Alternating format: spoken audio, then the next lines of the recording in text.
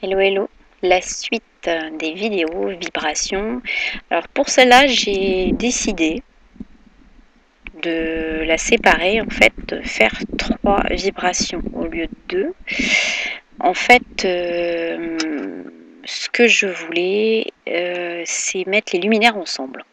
Je ne me voyais pas de séparer l'étoile de la lune et du soleil, parce qu'en fait je pense que ça fait partie d'un espèce de cycle énergétique qui doit d'abord, vous allez voir, nous apporter l'espoir en fait, et puis je dirais un certain nombre de possibilités, de potentiels, et puis passer un petit peu à travers notre inconscient pour ressortir à la lumière après avec la lame 19 qui est le soleil.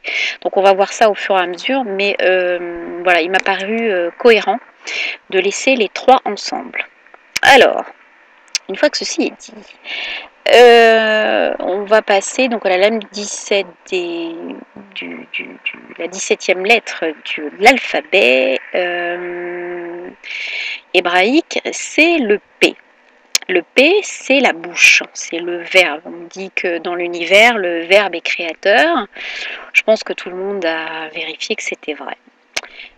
C'est-à-dire que quand on dit quelque chose et qu'on y croit, ça a plus de chances de se matérialiser sous une forme des fois qu'on ne veut pas, mais quand même de survenir, que quand ce truc n'est même pas conscientisé, en tout cas pas exprimé. Donc en fait, on est toujours sur une valeur donc 17, mais qui s'exprime en 80, donc 8 plus 0, toujours la dimension supérieure, toujours la résonance avec la lettre inférieure qui est le het, le 8. Donc on avait vu dans une précédente vidéo que le 8, lui c'est la barrière, c'est les épreuves, c'est tout ce qui est karmique, c'est la justice aussi, enfin bon, c'est tout ce qui est, on a déjà notre sac à dos karmique pour pouvoir y arriver. Et donc, eh bien, le P, lui, c'est la dimension supérieure, c'est-à-dire c'est presque le mode d'emploi pour se libérer de ce het, 8, karmique.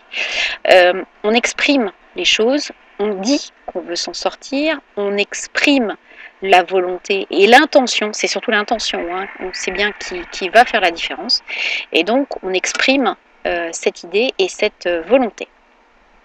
Alors, le 80, on sait que dans la Torah, c'est toujours Moïse qui a reçu l'étape de la loi. C'est les 40 ans requis pour aborder les mystères de la Kabbale. Voilà, il y a plein de choses encore avec 80. Donc, qu'est-ce que les choses qui sortent de on sait que au démarrage, le verbe est créateur, mais il est créateur, on l'a vu, on peut le voir en tout cas, du côté positif et du côté négatif. En fait, l'expression, c'est le véhicule, donc la parole, c'est le véhicule aussi bien du mensonge que de la vérité. Après, c'est vraiment ce que je dis, c'est l'intention que vous y mettez derrière qui va soit charger votre sac à dos karmique, soit vous libérer. Donc en fait, c'est vraiment quelque chose qui est à double tranchant. On laisse le libre arbitre et c'est à cette bouche de filtrer les choses que vous allez dire en enlevant, je dirais, tout ce qui est mauvais pour pouvoir dire du bien des gens, pour pouvoir valoriser les choses et surtout éviter le superflu, les amalgames, les non-dits, beaucoup de choses. Voilà, c'est aussi une façon de dire que tout ce qui est non-dit, tout ce qui n'est pas, on le verra aussi en plus avec la lune après, tout ce qui n'est pas conscientisé, tout ce qui reste dans un espace non exprimé n'a pas de résonance dans la matière, d'accord, et ne peut vous libérer. Donc tout ça, ça reste enfermé dans votre inconscient, à tourner en boucle, et ça ne vous libérera pas, d'accord. Cette bouche, ce P, a aussi un sens de présence, c'est-à-dire que c'est au moment où vous le dites que l'intention doit être corrélée à votre parole et que sur le plan mystique, là d'un seul coup, on a la présence du divin. L'intention corrélée au verbe amène la matérialisation en fait. La loi d'attraction, c'est comme ça que ça marche, quand on y arrive, bien évidemment. On On y arrive tout souvent en négatif, hein. En positif, c'est autre chose.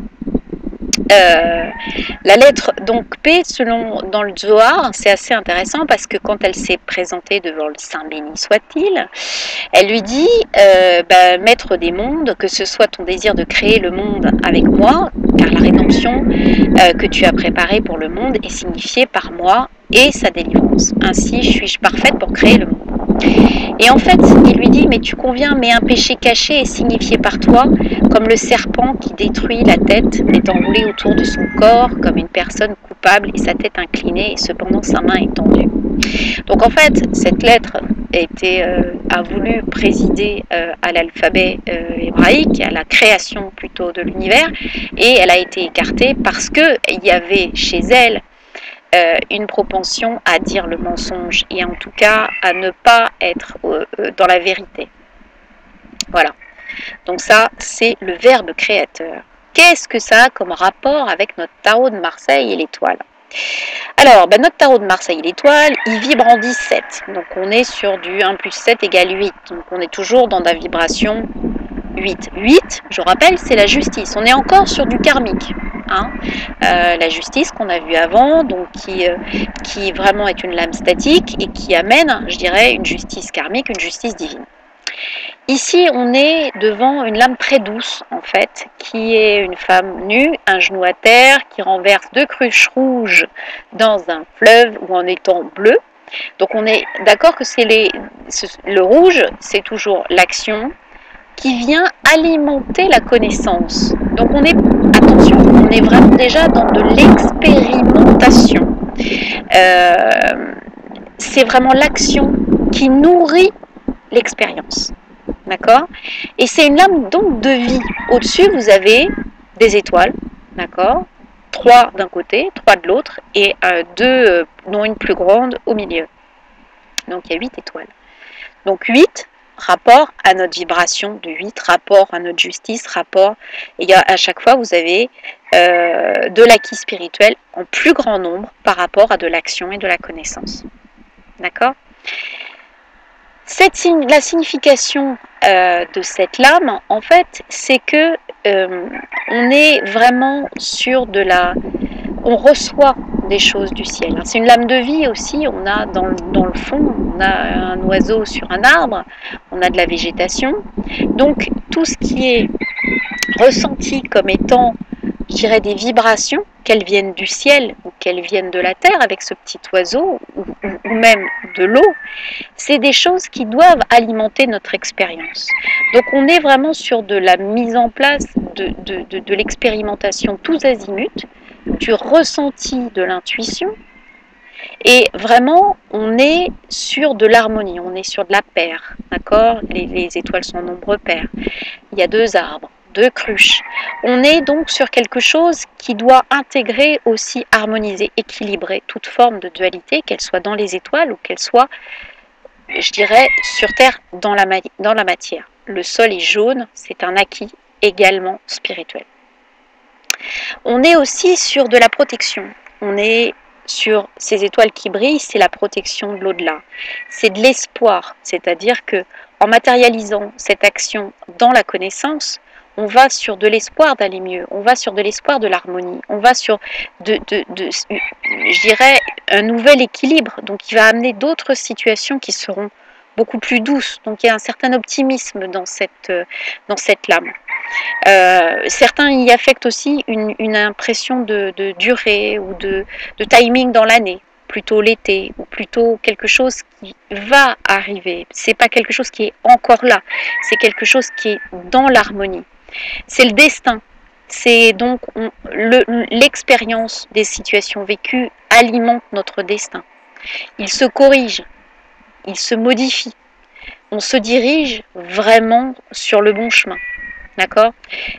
Quand la lame du 17 apparaît, ça peut être aussi un signe que, ça y est, on vient d'harmoniser quelque chose, donc on va avoir une sorte de redémarrage. On va avoir un nouveau départ, on va avoir de nouvelles situations, on va avoir quelque chose de positif qui va arriver.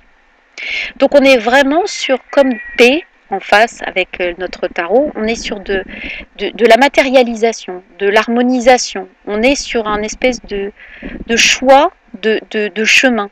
C'est nous qui décidons si nos expériences sont positives ou négatives, si on va en dire du bien ou pas. D'accord? Alors, on va aller sur la vibration 18. La vibration 18, donc là, on aborde le deuxième luminaire, qui est la Lune dans le tarot de Marseille, et qui est Tsadé, la justice divine, mais la justice divine intégrée. Donc, pourquoi intégrée? Parce qu'elle est en valeur 90, donc 9 plus 0. Je rappelle, donc tête, c'était déjà le nombre bilan. En numéro, on est encore sur le nombre bilan. Et on est sur quelque chose qui est une fin de cycle, en tout cas une fin visible de cycle. C'est-à-dire qu'il faut une prise de conscience, ramener quelque chose à la raison ou à la conscience pour accéder à un autre niveau, pour accéder à une autre étape. La justice de Tsadé nous amène, donc elle a son hameçon, hein, on voit, voilà, elle a son hameçon qui accroche l'expérimentation qu'on souhaite avoir. Et elle va nous dire je dirais que les expériences positives et négatives, donc puisque c'est du bilan, peuvent être intégrées. Ces expériences, elles doivent être intégrées. C'est une forme de réconciliation, d'intégration, de fusion, voilà, d'union. Alors, beaucoup de gens, je fais une petite digression sur un truc qu'on entend tout le temps, il faut équilibrer votre masculin sacré, votre féminin sacré. Je me suis posé pas mal de questions à ce sujet-là. Et en fait, pour arriver à la conclusion qu'en fait, on se pose tous la question, mais comment on peut équilibrer un truc comme ça? Mais en fait, c'est pas un équilibrage qu'on nous demande. Pourquoi? Mais parce qu'en fait, quand on utilise le masculin sacré, on ne peut pas utiliser les deux en même temps.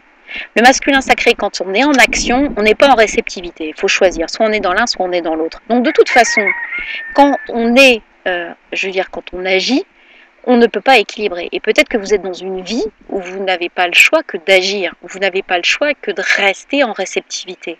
Parce que c'est votre vie, parce que vous avez des raisons X ou Y qui font que vous fonctionnez en réceptivité. Mais en fait, au départ, je me disais, mais comment font ces gens qui réussissent à équilibrer leur féminin, leur masculin sacré? Moi, j'y arrive pas. Et ben, en fait, j'ai compris. Et c'est parce qu'on ne nous demande pas de l'équilibrer. En fait, vous avez déjà une nature d'âme qui intègre les deux. Et donc, ce qu'il faut retrouver, c'est pas l'équilibre dans la matrice ici de votre féminin et de votre masculin sacré, c'est l'intégration interne des deux pôles à l'intérieur de vous pour que vous puissiez y avoir recours de façon harmonieuse. Je m'explique. En fait, chacun ici doit avec les nombres dont il a hérité et dont il a choisi de pouvoir agir dans la matrice, il va avoir des modes opératoires qui vont lui appartenir, ses modes propres. Peut-être que ces modes propres, comme je vous disais, c'est plus dans le masculin ou c'est plus dans le féminin. C'est pas jugeable, il peut pas y avoir de jugement sur c'est bien ou c'est pas bien, quoi. C'est un truc, c'est pas possible. C'est notre façon de fonctionner. À chacun, on est tous différents.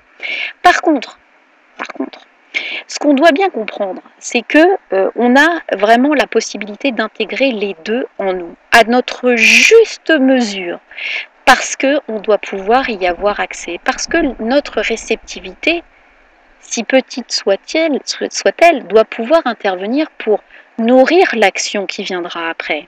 Donc effectivement, on a tous besoin de masculin et de féminin sacré. Maintenant, l'équilibrage à 50-50 n'existe pas. C'est l'intégration et la fusion des deux à l'intérieur de notre âme, telle que notre âme a besoin en proportion. Et ça n'a rien à voir avec un équilibrage extérieur dans notre ego, dans notre tête, etc. C'est vraiment une fusion intérieure des deux énergies qui doit pouvoir nous rendre service et en tout cas nous faire vivre de façon harmonieuse.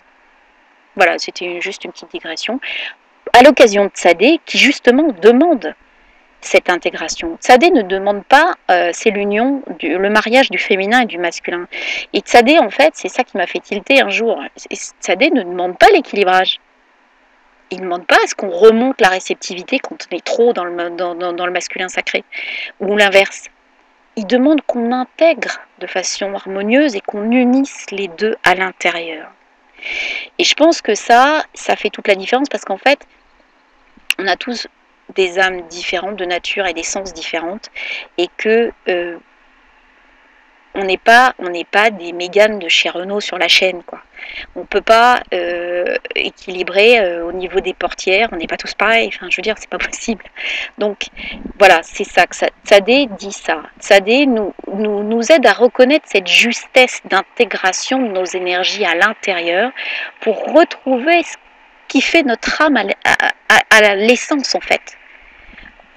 Voilà, c'est vraiment l'intégration à la juste mesure de l'essence de notre âme. C'est pas du tout par rapport à des standards de ce que on pu nous dire un tel, ou c'est la mode, tiens, d'équilibrer son masculin, son féminin. Non, non, non et non. C'est vraiment une intégration à l'intérieur par rapport à notre essence primordiale. Voilà, digression terminée. Donc, on a ensuite, une fois que c'est intégré, on a la possibilité d'accepter. On a la possibilité de sublimer. On a la possibilité, je dirais, d'accéder à un autre niveau de compréhension des choses. Mais tant qu'on n'a pas intégré les énergies duelles comme elles doivent l'être, en fait, on bascule. Il y a une sorte d'effet balancier. En fait, on bascule de l'un à l'autre, de l'une à l'autre, et en fait, on est soit dans l'une, soit dans l'autre. On n'est jamais dans la manifestation harmonieuse des deux. D'accord ? Sachant qu'en plus, de toute façon, on ne peut pas manifester les deux en même temps. C'est juste pas possible. Donc il faut pouvoir intégrer les deux pour que les deux puissent justement se manifester avec une justesse qui confère à notre âme ce qu'elle est dans son essence. Alors, la lettre, elle est évidemment pleine de lumière, elle est pleine de charité, elle est pleine de douceur, elle est relative aussi aux objectifs qu'on se fixe. Elle est relative à tout ce qu'on peut avoir comme but et ce qui peut nous demander des efforts, ce qui peut nous demander de sortir de l'état dans lequel on le trouve, de les regarder pour pouvoir simplement les cerner. Simplement mettre de la lumière, simplement avec indulgence et bienveillance regarder qui nous sommes et pourquoi on en est là. C'est vraiment la fin d'un grand cycle cosmique et bien comprendre que dans cette intégration de toutes nos énergies, il y a aussi la vie et la mort. Ça fait partie, c'est la même énergie. Donc on est vraiment sur des choses qui sont pas de l'ordre de l'équilibrage, mais vraiment de l'ordre de l'intégration. Donc Tsadé, elle permet aussi de passer des étapes. Elle permet aussi de clôturer et d'ouvrir un nouveau cycle. Voilà, c'est de la droiture, c'est l'humilité, c'est le couronnement. Voilà, donc Tsadé. Ça fait référence aussi à la Lune, parce que la Lune, elle est toujours en vibration 9, pas de souci. Le 9, c'est l'ermite. Dans la vibration du dessous, je vous rappelle, donc une vibration de réflexion, une vibration d'introspection, une vibration de recherche et d'isolement, pour avoir la petite lumière de la lanterne. Donc là, on est sur une iconographie intéressante de la carte du tarot de Marseille. On est dans un paysage un petit peu bizarre. On a une espèce d'écrevisse dans un grand bassin bleu. Donc qui est la connaissance, mais qui est la connaissance inconsciente. D'accord ? Au-dessus, il y a des chiens qui aboient dans une architecture jaune, donc d'acquis spirituel. Et au-dessus, on a ce luminaire qui est la lune, qui regarde vers la gauche, le passé, qui a une espèce des flamèches rouges et bleues, donc qui indique que la connaissance et les actions sont mélangées et un petit peu anarchiques. Et ce qui m'a toujours intriguée, c'est les petites gouttelettes qui sont dans le mauvais sens, en fait. Au départ, quand on ne fait pas attention, on a l'impression que la Lune est vraiment très... Je sais pas, elle reçoit en fait des gouttelettes de la matière d'en bas. Donc on est sur quelque chose qui est très à l'envers en fait. Il y a une conscience des choses qui se fait pas. On n'est pas dans quelque chose qui rayonne. En fait, ça arrose la Lune, ça remonte vers la Lune. D'accord ? Alors, qu'est-ce qu'on en déduit ? On en déduit qu'on est sur de l'inconscient. On en déduit qu'on est sur quelque chose qui semble être du non-dit. D'accord ? On a accès à une profondeur de l'inconscient, d'où le crustacé dans son bassin. Quelque chose n'a pas été fini ou a été mal exécuté. Donc il y a une espèce de retour obligé pour finir le cycle. D'accord ? Donc on est vraiment sur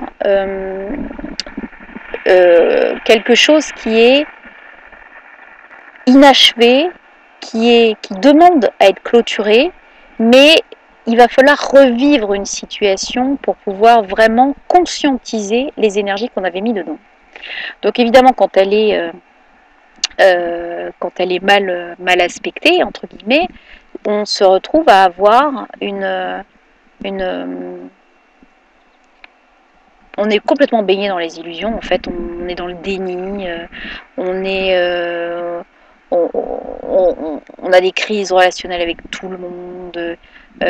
On baigne dans des situations qui essayent de réveiller cet inconscient, qu'il essaye de le faire surréagir pour arriver au questionnement, mais il n'y a pas ce bilan. Alors que finalement, en accédant au questionnement, en accédant à cet inconscient, on a la possibilité, vous verrez après, avec la lame 19, d'accéder à la lumière. Voilà. Donc on est vraiment sur la fin de cycle, on est sur une dimension où on doit lâcher tout ce qui est inconscient. On doit vraiment se libérer de tout ce qui est enfermé dans ce bassin qui est dans le fond, là, qui est de la connaissance inconsciente et qui doit revenir à la lumière. Voilà.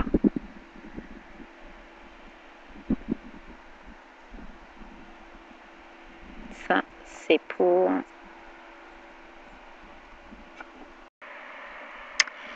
Passons maintenant à la vibration 19.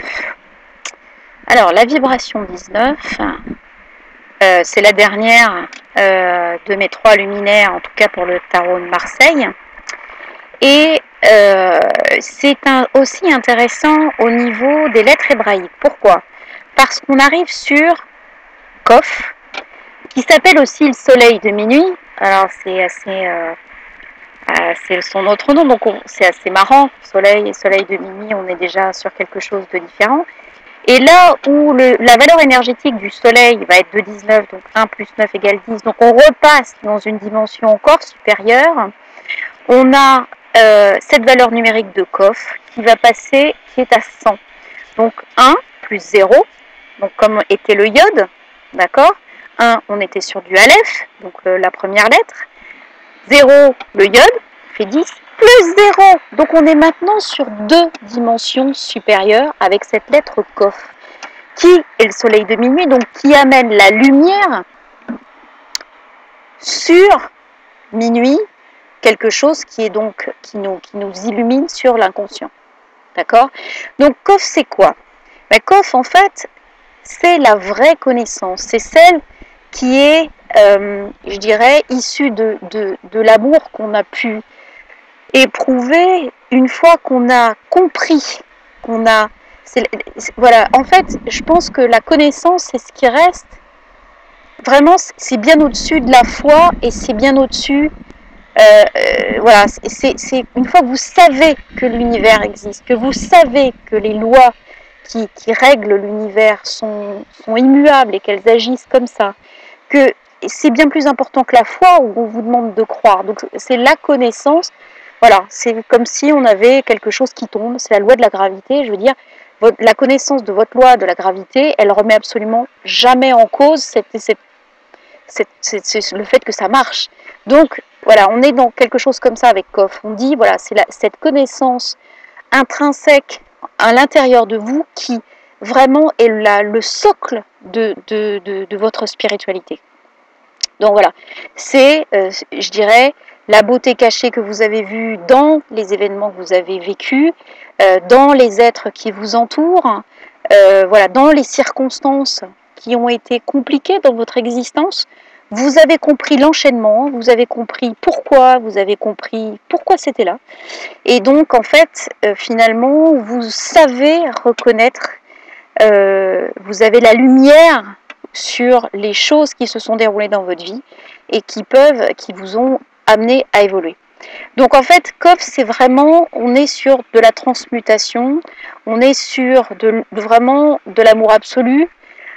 La lumière, c'est notre énergie intérieure qui a fait le travail, qui vraiment nous fait passer par cette porte finalement de cette connaissance et qui nous aussi cette connaissance qui nous dit aussi qui nous fait c'est l'impermanence en fait qu'il y a dedans. L'impermanence donc est une des lois de l'univers. Pourquoi ? Parce qu'aujourd'hui, ce que je vous dis, ça peut être un mensonge demain, entre guillemets. C'est-à-dire que selon votre niveau d'évolution, vous allez ressentir la résonance de certaines choses, et puis 10 ans après, quand vous allez revenir, ou même pas, des fois, parce que ça va tellement vite en ce moment, vous allez vous dire, mais en fait non, je le voyais comme ça, mais c'était pas comme ça que maintenant je le vois. Pourtant, c'était pas faux à l'époque, mais là, je vois encore sous un autre angle et c'est encore autre chose. Et en fait, donc, c'est tous ces angles de vue, toutes ces portes successives par lesquelles on passe qui nous montrent que la vérité, en fait, elle est partout. Dans quelque chose que vous jugez complètement absurde, finalement, il y a peut-être quelque chose qui résonne chez vous et qui va vous amener à une vérité pour vous et en tout cas à une grande évolution. Voilà, c'est ce que dit Koff, c'est-à-dire que c'est vraiment la lumière qu'on apporte de l'inconscient et qui va vous éclairer en vous amenant la connaissance et le savoir. Voilà, en résonance avec notre soleil du tarot de Marseille, qui lui fait exactement la même chose, c'est-à-dire de façon officielle. C'est-à-dire que lui, il est représenté, c'est un grand soleil, un beau soleil, un peu comme chez Louis XIV, donc avec plein de rayons, donc des rayons rouges, des rayons jaunes, des rayons bleus. Il irradie, lui, cette fois-ci, vous voyez que les gouttelettes, elles sont dans le bon sens. C'est-à-dire que lui, soleil, plein d'action, de lumière, d'acquis spirituels, de connaissances, de savoir, il irradie, il emmène dessous les deux enfants qui sont presque nus, donc vraiment dépouillés, il les inonde, donc eux, les enfants ont fait, donc ils se tiennent, donc c'est aussi une allégorie des Gémeaux, de l'union, voilà, c'est quelque chose qui est une espèce de... Ce muret qu'on voit derrière les enfants, c'est une espèce de limite du paradis, de la pureté originelle. Mais en fait, on peut facilement passer dessus parce qu'il n'y a pas de contrainte, il n'y a pas d'obligation, il y a juste du savoir et de la lumière. Donc en fait, c'est la lame du bonheur, de la joie, de l'harmonie, de la réconciliation. C'est une période faste qui vraiment amène la lumière, le savoir, et encore une fois, n'oublions pas qu'on passe encore dans une autre dimension, qu'on passe un cycle exactement comme Koff. On est sur quelque chose qui est vraiment encore une dimension supplémentaire. Donc vous voyez qu'avec les trois luminaires, donc l'étoile qu'on a vue au démarrage, la lune et le soleil, on a vraiment un schéma qui passe de l'intuition des choses à réaliser au travail spirituel pour limiter l'illusion, pour la dissiper, la dissoudre et mettre le soleil. Et en fait, on a exactement la même chose quand vous regardez avec directement P, donc la bouche, qui exprime les choses dans la matérialité, et qui donc met l'intention et l'espoir sur les choses. Le Tzadé, la justice, qui fusionne à l'intérieur pour pouvoir remonter le superflu et le dissoudre. Et le Kof, qui est notre soleil qui illumine par la connaissance et le savoir. Voilà, donc tout ça, on est bien encore sur des vibrations numérologiques qui, on le voit, soit elles sont additionnées les unes aux autres, donc nous indiquent, nous donnent des précisions supplémentaires, mais en tout cas, on a exactement, quel que soit le support, vraiment de façon quasi invariable, des rappels, des énergies qui se combinent et qui arrivent à nous amener à une évolution, quel que soit finalement le support. C'est l'impact de la vibration énergétique qui nous mène à avoir ce résultat. Donc ça veut dire que vraiment, pensez à ça chaque fois que vous avez un numéro qui se présente à vous.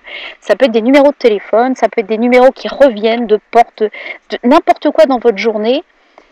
Soyez attentifs à ces vibrations qu'on essaye de vous montrer parce qu'elles sont vraiment des signes qui parfois peuvent vous mettre sur la voie de choses à travailler ou de choses qui doivent encore être perçues par vous, en tout cas remonter à la lumière de votre conscience. Voilà, alors ça c'était pour mes 3 luminaires. À suivre, il restera une vidéo pour les vibrations 20 et 21. À plus tard!